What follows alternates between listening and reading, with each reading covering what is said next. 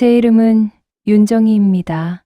올해 72이 되었고 남편과 함께 살아온 세월만 해도 50년이 넘었습니다. 그런데 이렇게 글로 풀어내고 있는 지금, 저는 아직도 남편의 부재를 실감하지 못하고 있습니다. 장례가 끝난 지 며칠이 지났지만 거실에 앉아 있으면 여전히 남편이 천천히 방문을 열고 들어올 것 같고, 식탁 한쪽에 놓인 빈 의자만 보아도 금방이라도 남편이 제 이름을 부를 것만 같습니다. 사람이라는 게 참 어리석죠. 돌아올 수 없다는 걸 알면서도 자꾸만 기대를 하게 되니까요. 장례식 마지막 날, 조문객들이 하나둘 빠져나가고 조용해진 빈소에서 며느리인 민정이가 제 손을 꼭 잡으며 말했었습니다. 어머니, 앞으로 제가 어머니 곁에 있을게요. 걱정 마세요. 그 말이 그때는 참 따뜻하게 들렸습니다. 아들 성우는 회사 일 때문에 자리를 자주 비우는 편이라 저는 며느리의 그 다정한 말이 고마웠습니다. 이제 우리 가족도 다시 단단하게 뭉치겠구나. 그런 기대도 조금 했습니다. 그런데 그 다정함이 며칠 지나지 않아 이상한 방향으로 바뀌기 시작했습니다. 남편의 장례식을 치른 바로 다음 날이었습니다. 며느리는 집안 정리를 도와야 한다며 아침부터 와서는 남편의 서류와 장부를 하나씩 꺼내놓기 시작했습니다. 저는 마음이 무거워 손도 떼지 못하고 그냥 바라만 보고 있었지요. 그러다 며느리가 무심하게 말했습니다. 이건 제가 정리할게요. 어머니는 힘드시니까 쉬세요. 저는 순간 멈칫했습니다. 남편의 서류는 제가 누구보다 잘 알고 있었고, 남편도 모든 돈과 관련된 일은 저와 상의했었습니다. 그런데 내가 쉬라는 말이 왜 그리 마음에 걸렸는지 모릅니다. 하지만 제가 슬픔에 젖어 있으니 민정이가 배려해준 거겠거니 생각하고 물러났습니다. 사람은 원래 보고 싶은 것만 보려고 하잖아요. 저는 며느리를 믿고 싶었습니다. 우리 가족의 일원이었고 남편이 생전에 예뻐하던 아이였으니까요. 하지만 며느리가 남편의 서랍에서 꺼낸 서류 몇 장을 잠시 보았을 때 제 마음은 이상하게 쿵 내려앉았습니다. 본 적 없는 통장 사본들, 존재조차 모르던 장부들, 그리고 익숙한 제 이름이 적힌 서류까지. 제 이름 아래에는 분명한 도장 찍힌 자국이 있었는데 그 도장은 제가 찍은 도장이 아니었습니다. 저는 망설이다가 조용히 물었습니다. 민정아, 저건 뭐니? 저런 서류는 처음 보는데. 그러자 며느리는 아무렇지 않다는 듯 대답했습니다. 아버님이 예전에 해두신 거예요. 오래된 자료라 어머니가 기억 못하시는 걸 수도 있죠. 그 말이 너무 자연스러워 그 순간엔 저도 그럴 수도 있구나 하고 넘어갈 뻔했습니다. 하지만 평생 가게를 직접 꾸려온 제가 모르는 서류가 그렇게 많다는 게 가능할까요? 남편은 단 한 번도 저에게 재정적인 일을 숨긴 적이 없는데요. 그 의구심이 제 가슴을 조여오며 쌓이기 시작했습니다. 며느리의 계속되는 괜찮아요. 제가 할게요. 어머니는 쉬세요라는 말들 속에는 묘하게 제 손을 떼어내려는 힘이 느껴졌습니다. 처음엔 단순한 배려라고 생각하려 했지만 며칠이 지나면서 불안은 점점 커졌습니다. 마치 제가 빠져 있어야 한다는 듯한, 며느리만 알고 있는 어떤 흐름이 있는 것 같은 느낌이 들었죠. 그러던 어느 날 며느리가 제게 말했습니다. 어머니, 아버님 통장 잔액 정리해야 하니까 도장 좀 주실래요? 그 말이 제 가슴에 돌처럼 박혔습니다. 평생 도장은 제가 제 손으로 챙겼고 중요한 서류는 남편과 둘이 앉아 하나씩 읽어내려가며 도장을 찍었는데 남편이 떠난 지 며칠 지나지도 않은 시점에 도장을 달라는 말이 이렇게 빠르게 나올 줄은 몰랐습니다. 저는 조심스레 대답했습니다. 민정아, 도장은 내가 직접 들고 갈게. 아무데나 맡기면 안 되니까. 그러자 며느리는 제가 예민하다는 듯한 웃음을 지으며 말했습니다. 어머니는 걱정이 너무 많으세요. 제가 어머니 도장을 어디다 쓰겠어요. 그 말이 얼마나 날카롭게 들리던지요. 어머니 도장을 어디다 쓰겠어요. 그 한 문장은 마치 이미 도장을 써본 사람처럼 느껴졌습니다. 아니, 정확히 말하면 도장을 써본 적이 있으니까 이렇게 말하는 건가라는 의심이 자꾸만 따라 붙었습니다. 며느리가 돌아가고 난 뒤 저는 남편의 서류가 있던 방에 혼자 들어가 책상 서랍을 하나씩 열었습니다. 남편의 필체 숫자들, 거래 내역들, 그런데 제가 평생 관리해온 재산 규모와는 달리 최근 몇 년간 남편과 며느리 이름으로 이루어진 거래 기록이 몇 개 보였습니다. 할 말이 목에서 막혀 더 이상 숨조차 쉬기 어려웠습니다. 그날 밤 저는 잠을 이루지 못했습니다. 오랜 세월을 함께한 가족인데 며느리를 의심하게 된 제 자신이 너무 비참하고 서글펐습니다. 그런데도 마음 깊은 곳에서는 이상한 경고음이 계속 울리고 있었습니다. 뭔가 잘못됐어요. 뭔가 크게 잘못되고 있어요. 저는 아직 그때 몰랐습니다. 이 작은 의심이 우리 가족을 완전히 뒤집어 놓을 진실의 시작이라는 것을요. 그리고 그 진실은 제 삶을 송두리째 흔들어 놓을 만큼 강력한 것이었다는 사실을요. 이제 저는 더 이상 외면할 수 없게 되었습니다. 남편이 남긴 빈자리에서 시작된 이 불안은 곧 커다란 폭풍이 되어 다가올 테니까요. 며칠 동안 저는 남편의 방에서 나오는 일이 많아졌습니다. 며느리에게 들킬까봐 조심스러워 문을 살짝 닫고 조용히 서류들을 꺼내 보았습니다. 남편이 생전에 남겨놓은 서류는 대부분 정리되어 있었지만 한쪽 구석에서 발견한 오래된 서류철은 너무나도 낯설고 이상하게 느껴졌습니다. 평생 재정관리를 함께 해온 제가 단 한 번도 본 적 없는 내용이었기 때문입니다.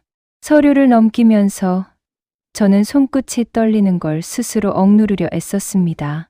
서너 장 정도는 제가 모르는 게 있을 수도 있겠죠. 남편이 스스로 처리한 일이 있었을 수도 있고요. 하지만 장부에는 날짜가 하나같이 남편이 병세가 나빠지기 시작한 시기와 정확히 겹치고 있었습니다. 그때 남편은 몸도 마음도 약해져 있었고 판단력이 흐려지는 일도 있었는데 그 시기에 이런 복잡한 금전거래를 결정했다는 게 도무지 납득되지 않았습니다. 그러다 눈에 들어온 이름, 민정, 며느리의 이름이었습니다. 그 이름 옆에는 남편의 서명과 도장이 찍혀 있었고 심지어 제 이름이 들어간 문서들도 있었습니다. 그런데 제가 본 적 없는 서류였으니 도장 역시 당연히 제가 찍은 것이 아니었죠. 도장 자국은 분명 제 도장과 똑같은 모양이었습니다. 하지만 사람 손에 익은 힘과 각도라는 게 있잖아요. 제가 찍은 도장의 특징과는 너무나 달랐습니다. 덜컥 겁이 밀려왔습니다. 이게 뭐지요? 왜 며느리 이름이 여기 있어요? 혼잣말이 방 안에서 허공에 천천히 흩어졌습니다. 남편은 왜 이런 걸 나에게 한 번도 말하지 않았을까요? 우리가 평생 서로에게 숨긴 일 없이 살아왔는데 대체 언제부터 이런 일이 벌어진 걸까요? 저는 방금 전까지도 흐릿한 두려움이었지만 그 순간에는 선명한 의심으로 변했습니다. 그리고 그 의심이 제 마음에 깊이 박혀버렸습니다. 마치 문신처럼 지워지지 않게 말입니다. 잠시 뒤 며느리의 발소리가 들렸습니다. 저는 반사적으로 서류들을 덮고 숨겼습니다. 어머니, 괜찮으세요? 방에서 뭐 하세요? 민정의 말투는 평소와 다르지 않았습니다. 밝지도 지나치게 상냥하지도 않은 중립적인 톤. 평범한 듯 들렸지만 저는 그 순간 그 말투조차 불편하게 느껴졌습니다. 아무것도 아니야. 그냥 남편 물건 좀 정리하고 있어. 제가 대답하자 며느리는 다가와서 강 안을 쓱 둘러보았습니다.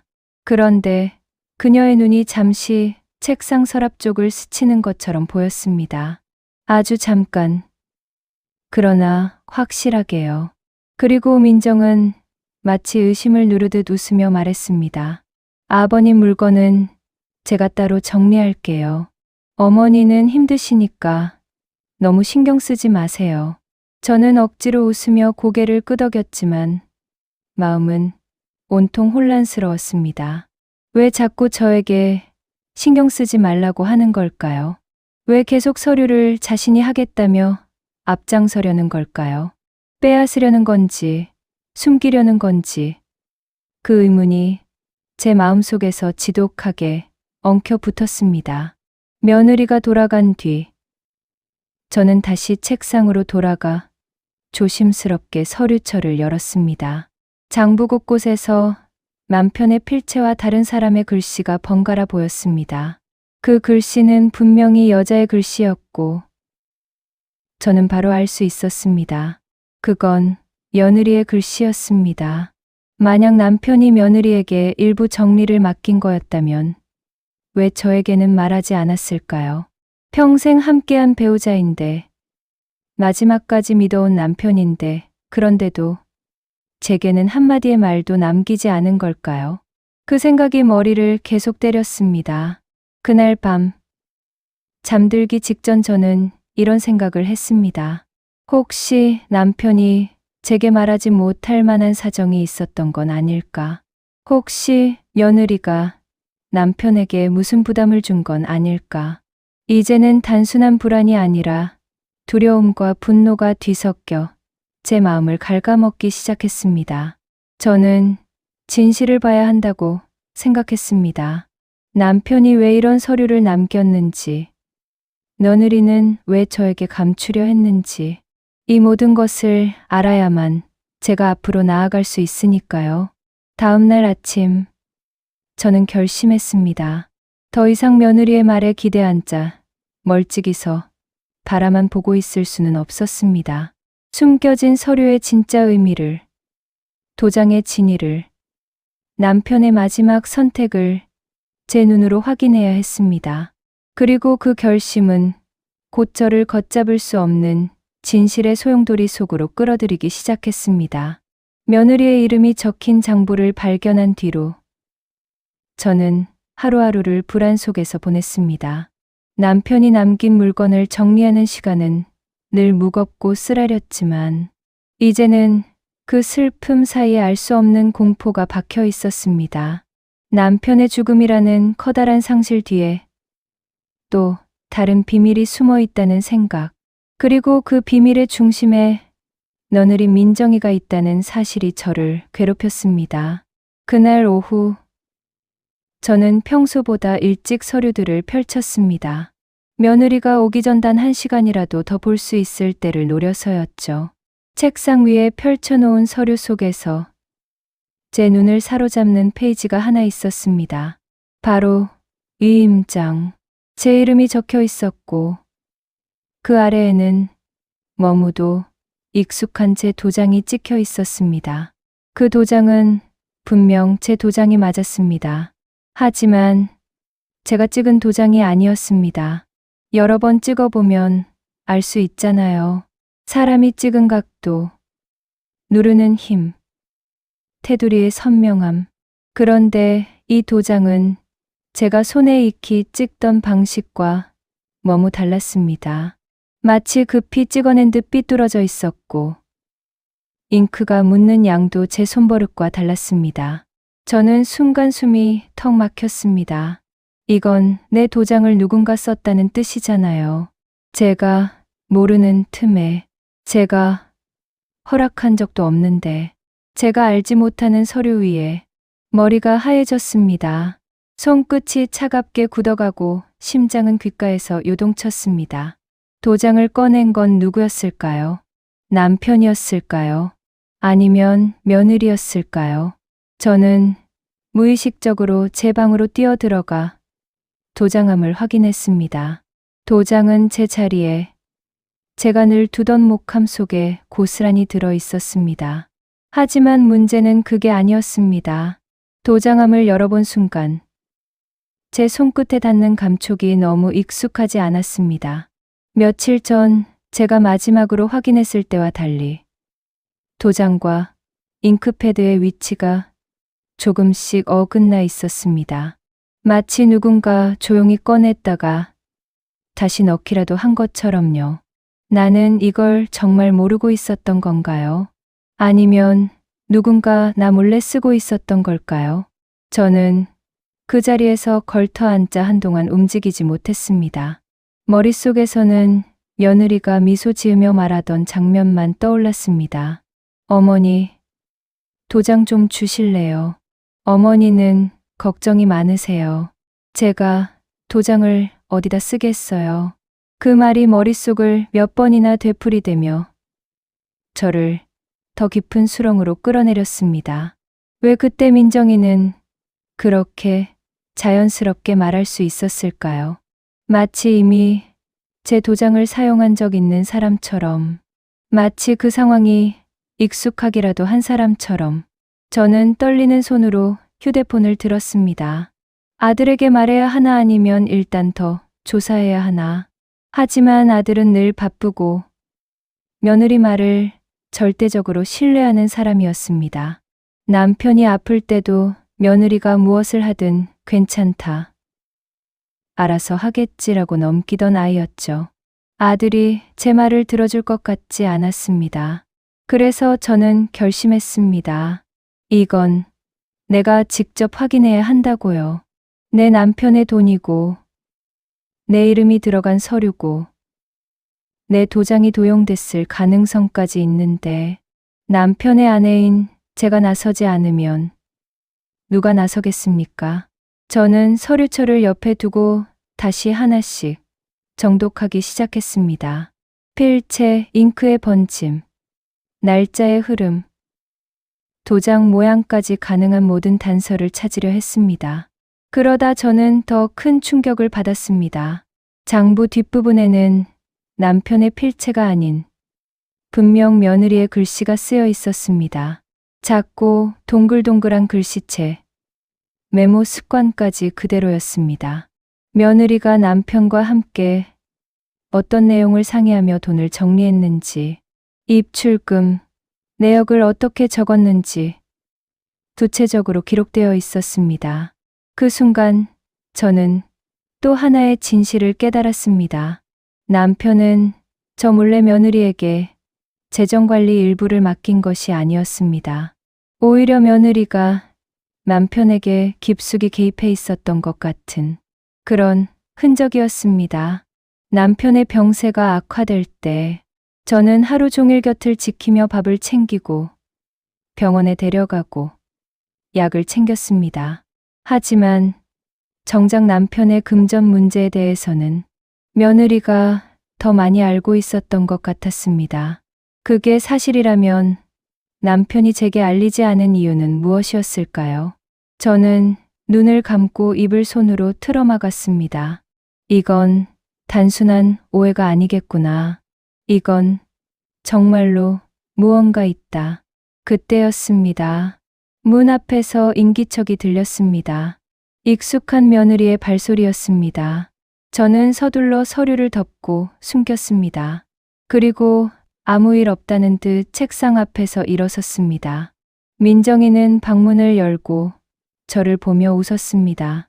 어머니, 또 서류 정리하세요. 이제 그만 쉬세요. 제가 한다니까요.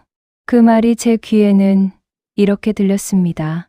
어머니, 제발 더 보지 마세요. 들키면 곤란하니까요.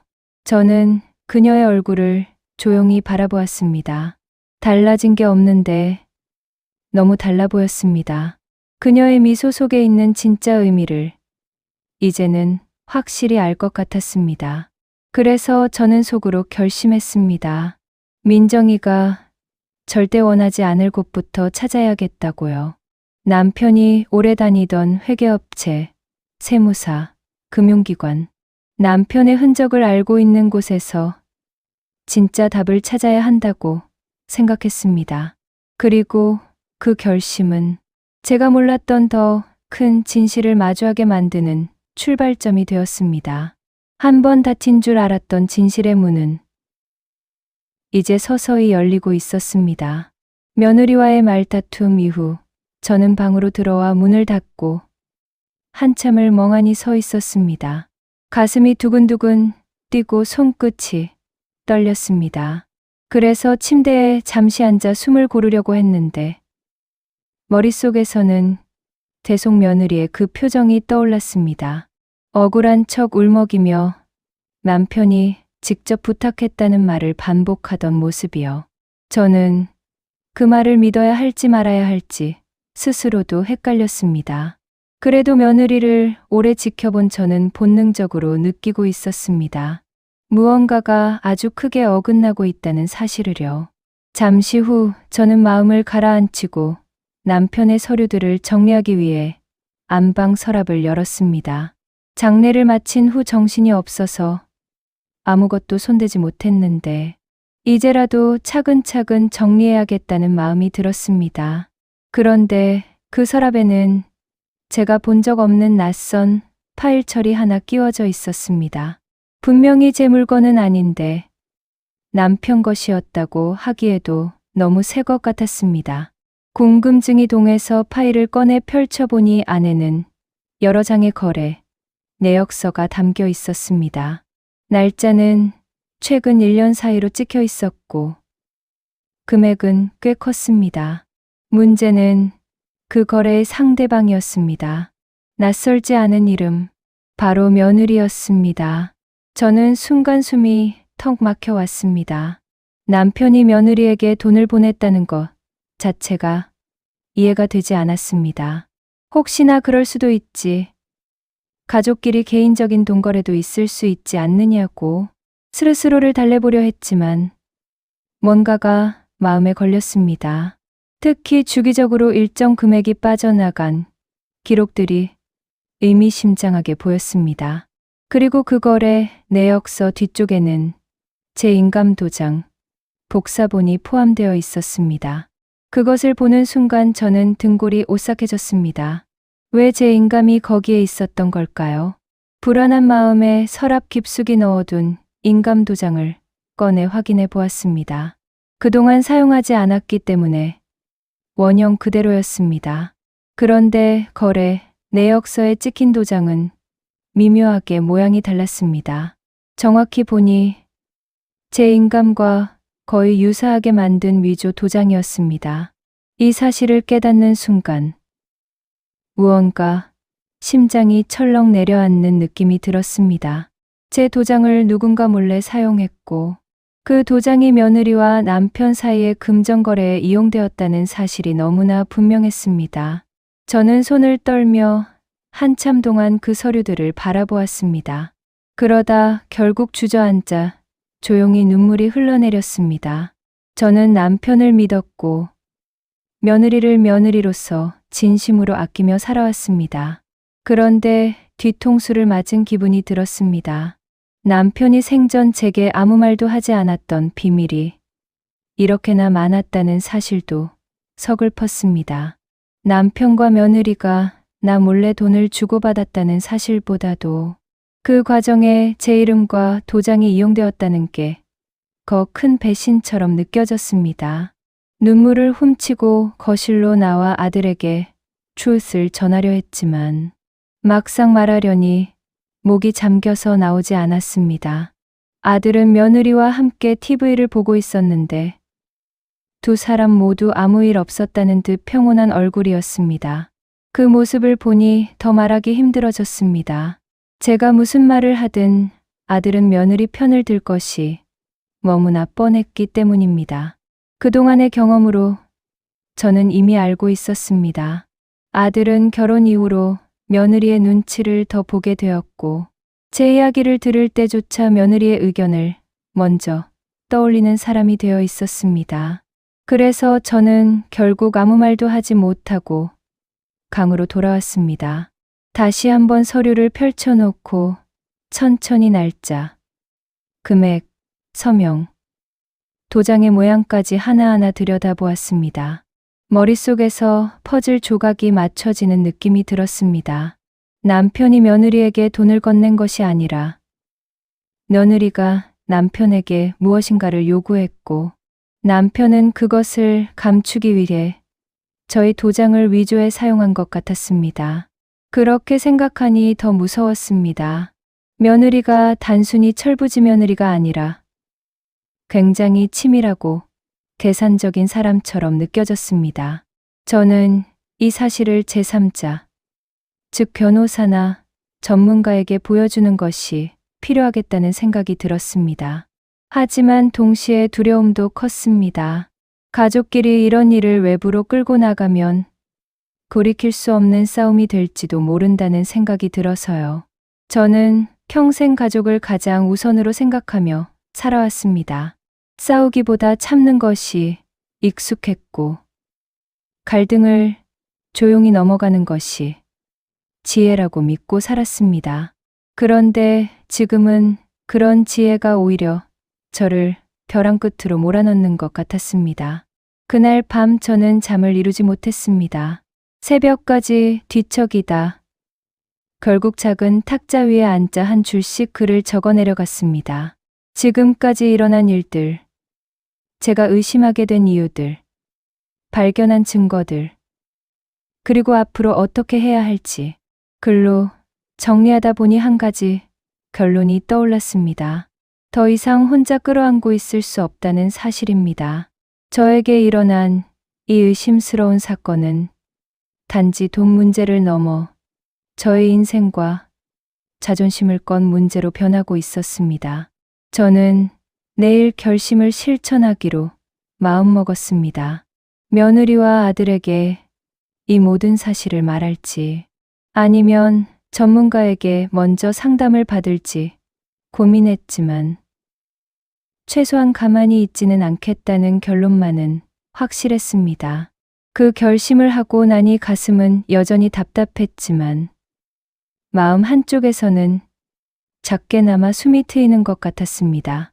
내일은 오늘보다 조금 더 용기 있게 살아보자고 스스로에게 약속하며 눈을 감았습니다. 이제 제 이야기는 새로운 국면으로 접어들게 될 것 같습니다. 저도 잘 모르겠습니다. 앞으로 어떤 싸움이 펼쳐질지, 무엇을 잃게 될지, 또 무엇을 얻을 수 있을지. 하지만 한 가지는 분명합니다. 저는 더 이상 속지 않을 거라는 것입니다. 아침이 되자 저는 전날 내린 결심을 붙잡고 천천히 침대에서 일어났습니다. 밤새 거의 잠을 이루지 못해 눈은 퉁퉁 부어 있었고 머리는 무겁게 짓눌리는 느낌이 들었습니다. 그래도 오늘만큼은 피할 수 없다고 스스로 다짐했습니다. 제가 가만히 있는 동안 상황은 더 나빠질 것이 분명했고 한번 시작된 의심은 저를 가만두지 않을 것이었기 때문입니다. 부엌으로 나가니 며느리가 먼저 나와 조용히 커피를 마시고 있었습니다. 저를 보자마자 잠시 표정이 굳더니 이내 밝게 웃으며 인사했습니다. 평소와 다르지 않은, 아니 오히려 지나치게 상냥한 모습이었습니다. 저는 그 모습을 보며 어젯밤 내내 느꼈던 그 서늘한 감정이 다시 가슴 위로 끓어오르는 걸 느꼈습니다. 며느리와 마주 앉는 것이 이렇게 부담스럽고 무섭게 느껴진 적이 있었던가 싶었습니다. 저는 조용히 앉아 물 한 컵을 마셨어요. 원래라면 이런 자리에선 가벼운 인사나 일상 이야기가 오갔겠지만 오늘은 입을 떼기가 쉽지 않았습니다. 말 한마디가 곧 싸움의 시작이 될지도 모르겠다고 생각하니 숨이 막혀오는 것 같았습니다. 하지만 피할 수는 없었습니다. 그래서 저는 최대한 담담한 목소리로 말을 꺼냈습니다. 며칠 전에 남편의 서랍에서 이상한 서류를 발견했다고요. 며느리는 순간 잔을 들던 손을 멈추고 저를 바라보았습니다. 눈빛이 아주 짧게 흔들렸습니다. 그 흔들림이 저에게는 모든 걸 말해주는 듯했습니다. 하지만 며느리는 금세 다시 웃으며 아무렇지 않은 척 말했습니다. 정리하다 보니 남편이 저한테 맡기신 서류가 좀 있었어요. 그런 거 말씀하시는 거냐고요. 그 말투, 그 태도, 어쩌면 제가 과민한 것일까 싶다가도 위조 도장을 본 순간이 번개처럼 머릿속을 스쳤습니다. 제가 본 건 그런 단순한 서류가 아니라고 말하자 며느리는 미묘하게 표정을 굳혔습니다. 제가 발견한 거래, 내역서와 인감 도장, 복사본에 대해 말하자 며느리는 당황하는 표정을 숨기지 못했습니다. 잠시 말을 잇지 못하는 듯 보였고 금방 얼굴을 가다듬고는 능청스럽게 말했습니다. 어머님, 오해하셨어요. 그건 남편분이 먼저 원하신 거예요. 저는 며느리의 그 태도에서 진심을 단 한 점도 찾을 수 없었습니다. 오히려 며느리가 모든 걸 알고 있고 심지어 준비까지 되어 있었다는 느낌이 강하게 들었습니다. 아들도 부른다면 어머니만 곤란해진다고 며느리는 말했습니다. 지금 괜히 큰 문제 만드는 건 어머니한테도 안 좋을 거라고요. 그 한마디가 저를 더욱 자극했습니다. 이게 바로 며느리가 바라는 그림일지도 모른다는 생각이 들었습니다. 제가 포기하고 제가 조용히 물러나는 것. 하지만 저는 더는 물러서지 않기로 마음먹었습니다. 저는 조용히 자리에서 일어나 방으로 돌아갔습니다. 방문을 닫고 다시 서류들을 꺼내 책상 위에 펼쳐 놓았습니다.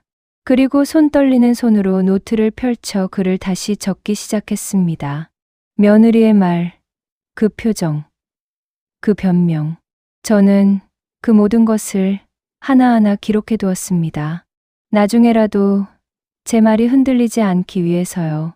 기록을 마친 뒤 저는 작은 외투를 걸치고 집을 나섰습니다. 오늘은 반드시 전문가의 의견을 듣기로 마음먹었기 때문입니다. 가족 문제를 밖으로 꺼내는 것은 평생 피하려고 했던 일이지만 지금은 그게 가장 필요한 순간이라고 느껴졌습니다. 저는 가까운 법률 상담 센터를 방문하려고 걸음을 옮겼습니다. 날씨는 맑았지만 몸은 무겁고 머리는 복잡했습니다. 하지만 마음 한편에는 이상한 힘이 생긴 듯 했습니다. 이제라도 싸움을 시작한다는 것이 오히려 위안이 되기도 했습니다. 상담센터에 들어서 직원에게 상담을 신청하고 잠시 대기했습니다. 번호표를 손에 쥐고 앉아 있으니 세상에서 혼자가 된 것 같은 기분이 들었습니다.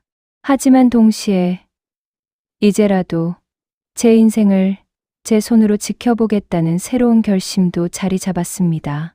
상담실 문이 열리고 저는 천천히 들어갔습니다. 변호사에게 서류들을 하나씩 보여주고 상황을 설명했습니다. 말하는 동안 목소리가 떨리기도 했지만 이상하게도 변호사의 차분한 눈빛이 저를 안정시키는 것 같았습니다. 모든 설명을 끝내자 변호사는 긴 한숨을 내쉬며 조심스럽게 말했습니다. 이건 단순한 가족 문제로 볼 수는 없다고요. 실제로 인감 도장을 위조해 금전거래에 사용했다면 명백한 범죄일 가능성이 높다고요. 그 말을 듣는 순간 저는 머릿속이 하얘졌습니다. 마음속 깊은 곳에서는 이미 알고 있었던 사실이지만 누군가의 입을 통해 공식적으로 확인되는 순간 마음이 심하게 흔들렸습니다. 변호사는 증거를 더 모아야 한다고 말했습니다. 남편 통장 거래 내역, 도장 위조, 정황, 며느리와의 대화 기록 등 가능한 모든 자료를 확보하라고요. 상담을 마치고 나오면서 저는 잠시 길가에 서서 눈을 감았습니다. 바람이 세게 불어 쓸쓸함이 밀려왔지만 그 속에서도 저는 이상하게도 단단해지는 기분을 느꼈습니다. 이제 제가 해야 할 일이 너무나 분명해졌기 때문입니다. 저는 더 이상 피해자가 아니었습니다. 이제 진실을 밝히기 위해 움직이는 사람이었습니다. 집으로 돌아온 저는 깊이 숨을 들이쉬고 눈을 열었습니다. 며느리는 제가 언제 나갔다 왔는지 모른 척하며 TV를 보고 있었고 저는 그 모습이 더 이상 낯설지 않았습니다. 이제 며느리의 표정을 읽을 수 있었고 그녀의 여유로운 눈빛 뒤에 숨겨진 계산을 이해할 수 있을 것만 같았습니다. 저는 오늘 첫걸음을 내디뎠습니다. 그리고 이제부터는 되돌아가지 않을 것입니다. 며칠 후 저는 집안에서 처음으로 가족 회의를 열기로 결심했습니다. 남편이 떠난 후 모든 재산과 문서를 정리해야 한다는 책임이 저에게 남았지만 더 이상 혼자서 견디는 것만으로는 상황을 해결할 수 없다는 생각이 들었기 때문입니다. 마음 한켠에서는 두려움과 긴장감이 동시에 밀려왔습니다. 과연 아들과 며느리는 제 말을 믿어줄까? 아니면 다시 저를 예민하고 지나친 사람으로 몰아갈까 하는 걱정이었습니다. 회의 당일 저는 평생 쓸 일이 없을 것 같았던 두꺼운 서류철과 노트를 테이블 위에 올려놓았습니다. 며느리는 예상대로 약간 당황한 표정을 지었지만 금세 얼굴을 가다듬고 평온한 미소를 지었습니다. 아들은 이미 표정에서 긴장한 기색이 역력했습니다. 평소라면 아무렇지도 않게 대화했을 텐데 오늘은 무언가 긴장된 공기가 온 가족을 뒤덮고 있었습니다. 저는 조용히 말문을 열었습니다. 며칠 전 남편의 서랍에서 발견한 서류들과 장부를 검토하던 중 의심스러운 정황을 발견했습니다. 그 과정에서 제 도장이 위조되었을 가능성이 있다는 사실도 확인했습니다. 그리고 일부 금전거래가 며느리와 남편 사이에서 이루어진 것으로 보입니다. 제가 이렇게 말하자 민정이는 순간 눈빛이 흔들렸지만 곧 다시 미소를 지었습니다. 아들은 제 말을 듣고 나서 깊게 한숨을 내쉬며 머리를 쓸어 넘겼습니다. 그 순간 저는 집안의 균열을 처음으로 실감했습니다. 아들은 아내의 편을 들 것이고 며느리는 표면상으로는 억울한 척할 것입니다. 그런데 저는 이제 더 이상 침묵할 수 없었습니다. 침묵은 이미 저를 패배자로 만들었으니까요. 저는 흔들림 없이 계속 말했습니다. 모든 증거와 기록을 살펴본 결과 남편이 돌아가신 후에도 재산 정리 과정에서 제 동의 없이 진행된 거래가 있었고 제 도장이 위조되어 사용된 정황이 있습니다. 그리고 이 모든 기록은 명백히 며느리가 개입한 것으로 보입니다. 며느리는 처음에는 침묵으로 대응했습니다. 그리고 잠시 후 억울한 척하며 말했습니다. 어머니, 그건 제가 잘못한 게 아닙니다. 남편분께서 직접 부탁하신 거예요. 저도 어쩔 수 없었고 오히려 집안의 질서를 위해서 한 일입니다. 그 말이 집안 전체에 울려 퍼졌습니다. 아들은 민정이를 감싸며 저를 바라보지 않았습니다. 오히려 저를 향해 따끔하게 말했습니다. 어머니, 너무 예민하신 것 같습니다. 괜히 집안을 시끄럽게 만드시면 안 돼요. 우리 모두 어머니 걱정을 하고 있는 겁니다. 그 순간 저는 느꼈습니다. 이제 집안은 더 이상 저와 한 배를 탄 가족이 아니라는 것을요. 저만이 진실을 보고 있는 듯 했습니다. 숨이 막히는 듯한 공기 속에서 저는 마음을 다잡았습니다. 이제 선택의 순간이 왔습니다. 저는 깊게 숨을 들이쉬고 결정을 내렸습니다. 그동안 참아왔고 가족을 위해 참고 또 참았지만 이제는 진실을 밝히고 책임을 묻는 길로 나아가야 한다고요. 침묵은 더 이상 해결책이 될 수 없었습니다. 저는 변호사와 상의해 확보한 자료를 테이블 위에 올렸습니다. 날짜, 거래 내역, 도장 위조 정황까지 모두 정리한 문서였습니다. 그리고 말했습니다. 이제부터는 모든 과정을 투명하게 공개하고 필요하다면 법적 조치도 불사할 것입니다. 말을 마친 잠시 정적이 흘렀습니다. 민정이는 숨을 고르며 눈을 떴지만 저를 똑바로 바라볼 수는 없었습니다. 아들은 시선을 내리깔고 입술을 깨물며 깊은 숨을 내쉬었습니다. 저는 그 모습들을 차분히 바라보았습니다. 이제 더 이상 흔들리지 않을 것입니다. 그날 집안 분위기는 차갑고 냉랭했습니다. 하지만 제 마음속에서는 묘하게도 안정감이 찾아왔습니다. 저는 선택했고 이제부터는 그 선택에 따라 행동할 준비가 되어 있었으니까요. 앞으로 무슨 일이 벌어질지는 알 수 없지만 최소한 제가 더 이상 속지 않으리라는 결심만큼은 흔들리지 않았습니다. 그날 밤 침대에 누워 천장을 바라보면서 저는 스스로 다짐했습니다. 오늘의 선택은 고통스럽지만 진실을 위해 피할 수 없는 길입니다. 남편이 떠난 이후 그리고 며느리가 숨겨온 거래가 드러난 지금 저는 더 이상 희생자가 아니라 주체가 되어 싸울 것입니다. 며칠 뒤 저는 마음을 굳게 먹고 공격적으로 행동에 나섰습니다. 남편이 남긴 서류와 도장 위조, 정황, 그리고 며느리의 개입을 증명할 수 있는 자료들을 모두 정리해 변호사에게 전달했습니다. 변호사는 조심스럽게 말했습니다. 이 자료만으로는 민정 씨에게 직접적으로 책임을 물을 수 있는 결정적인 증거가 될 수 있습니다. 다만 가족 관계가 얽혀 있어 신중히 접근해야 합니다. 저는 변호사의 조언을 듣고 나서 집으로 돌아왔습니다. 그날 집안은 평소와 다르게 조용했습니다. 아들은 회사 일로 집을 비웠고 민정이는 낮잠을 자는 척하며 거실에서 텔레비전을 보고 있었습니다. 저는 조용히 거실에 앉아 숨을 고르고 마음을 다잡았습니다. 이제 폭로의 순간이 다가왔습니다.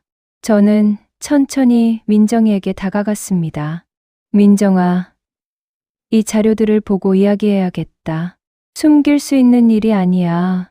민정이는 잠시 눈을 깜빡이며 제 말을 듣더니 곧 평소처럼 억울한 표정을 지었습니다. 어머니, 그건 오해예요. 남편이 직접 부탁하신 거고 제가 뭐라고 할 수 있는 상황이 아니었어요. 저는 단호하게 말했습니다. 그런 변명으로는 부족해. 도장도 위조됐고 거래 내역도 의심스러워. 지금까지 숨기고 정리한 일들을 모두 밝혀야 한다. 그 순간 민정이의 얼굴은 순간적으로 창백해졌습니다. 그리고 저는 알 수 있었습니다. 그녀는 제가 본 자료들을 모른 채 자신을 합리화하려 했다는 사실을 깨닫자 당황한 것이었습니다. 하지만 그녀는 곧 다시 냉정한 미소로 돌아와 말했습니다. 어머니, 그렇게 하셔도 저는 두렵지 않아요. 법적으로도 문제될 것이 없을 거예요. 그리고 아들이 우리 편이 되어 줄 거예요. 그 말을 듣는 순간 가슴속 깊은 곳에서 분노가 치밀어 올랐습니다. 아들은 언제나처럼 며느리 편을 들 것이고 이제 더 이상 집안의 평화는 존재하지 않을 것입니다. 저는 결심했습니다. 이제는 말로만 해결할 수 없고 행동으로 진실을 드러내야 한다고요.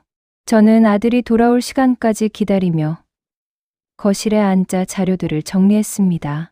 모든 날짜, 금액, 서명, 도장 위조, 정황을 하나하나 기록하고 증거 자료를 꼼꼼하게 정리했습니다. 이 과정에서 마음속에는 두려움과 함께 희열 같은 것도 느껴졌습니다. 마침내 저도 이 싸움의 주체가 되었다는 사실 때문이었겠지요. 아들이 돌아왔습니다. 표정은 피곤해 보였지만 곧 민정이와 눈을 마주치며 저를 바라보았습니다.